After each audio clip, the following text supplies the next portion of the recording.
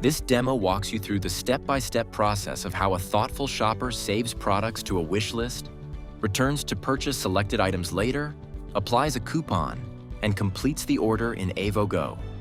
Begin by launching the AvoGo application in a browser and log in using your credentials.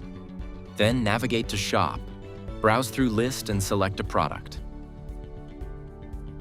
Hover over it and click Quick View to review its details. Click Add to Wishlist. Let's continue to browse and add some more products to the wishlist. Click Wishlist either from the options at the top or from your profile drop-down to review the saved items. Let's select the products and click Move to Cart to add them to the shopping cart. Navigate to the cart and review the item details.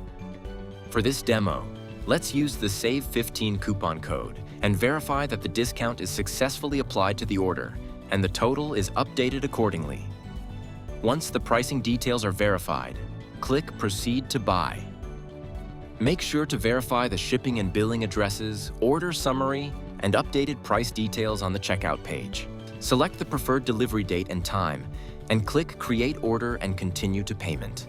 Let's choose cash on delivery as the payment method, and click Pay Now.